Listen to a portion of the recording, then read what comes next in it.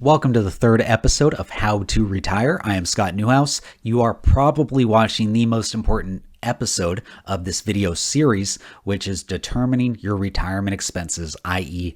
the most important thing you need to do before you retire. Our quote for this episode is from Jonathan Clements, and he says, "Retirement is like a long vacation in Las Vegas. The goal is to enjoy it to the fullest, but not so fully that you run out of money."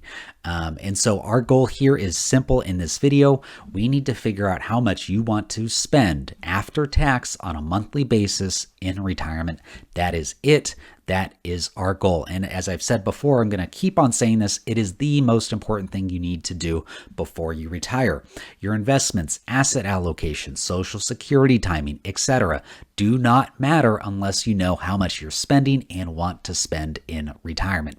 Simply stated, if you are spending too much relative to what you have, your retirement and the math is simply not going to work. Period. End of story. So we've got to drill down on what that number is and then make sure it's appropriate given the assets, liabilities, and overall net worth that you have. Now, I want to share with you a funny and true story about a meeting that I had when I was just getting started as a financial advisor. I was working for a lady, and she had her own firm, and she had been a financial advisor for a couple decades at that point.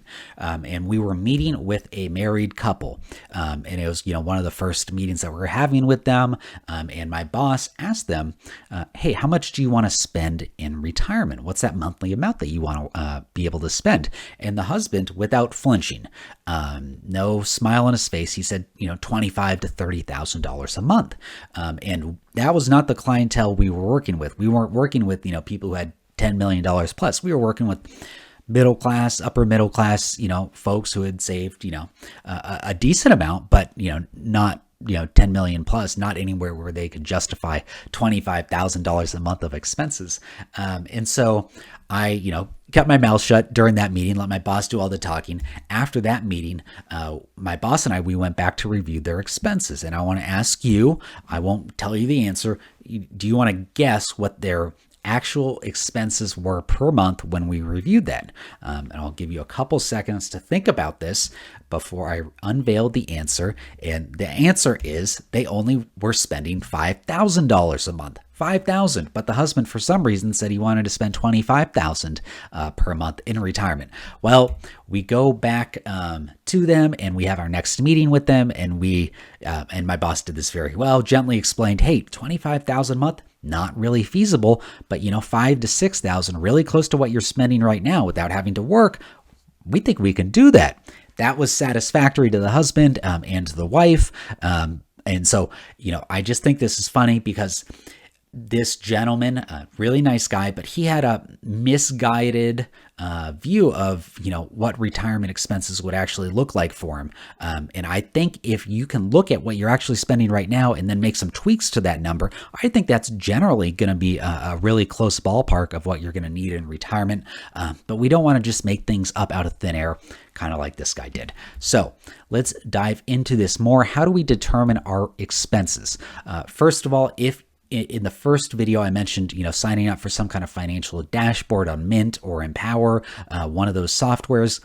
If you connect your accounts there, they have a way where you can connect your debit and credit cards, and it's going to categorize all of your expenses for you. And then you can basically look and see what you've been spending through that financial dashboard.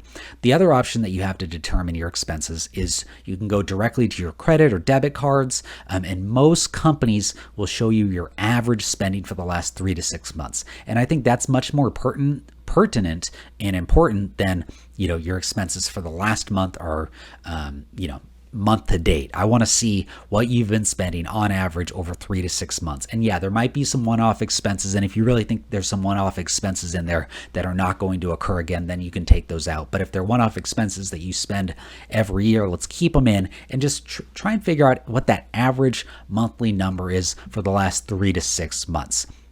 Again, you just want that average number, and we want to ballpark what your expenses are. Now, going forward, the other thing that we need to do in terms of retirement is we need to make 2 adjustments. First, you need to add in any additional expenses that you expect to have in retirement. And so in a previous video, we talked about Are there any travel expenses, vacations that you want to go on that you haven't had time for while you're working? If so, we want to add that average monthly number into what your expenses are going to be.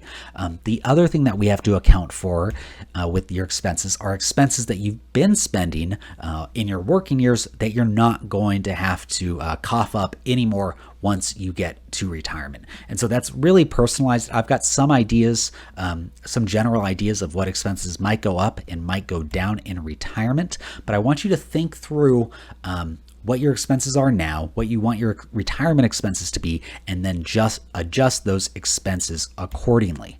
So some expenses that might increase in retirement: travel, as I mentioned before, healthcare. It really depends if you're on Medicare or if you might still have some other type of health insurance that covers you fully. I know some retirees do have those great healthcare plans. So that really does depend. Hobbies and activities. Maybe you like doing, hiking and, playing pickup basketball like me. Maybe you like some hobbies that, like golf, that are going to be an additional expense. Just something to think about and to add in there. Any entertainment expenses that are going to go on up. And then also, what's your tax situation going to be? Is it going to be higher than what it is right now, or is it going to be less? And if so, let's see if we can put together a plan about what it might be so we can try and limit your tax liability in the future. And we will be talking about that later on in this series.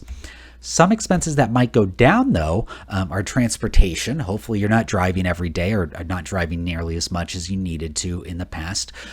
Statistically, and this is based on studies of tens of thousands of retirees, but retirees actually typically eat out less than they did when they were working. They have more time, they grocery shop more, they make healthier meals, and I think that's fantastic news for your health and for your budget.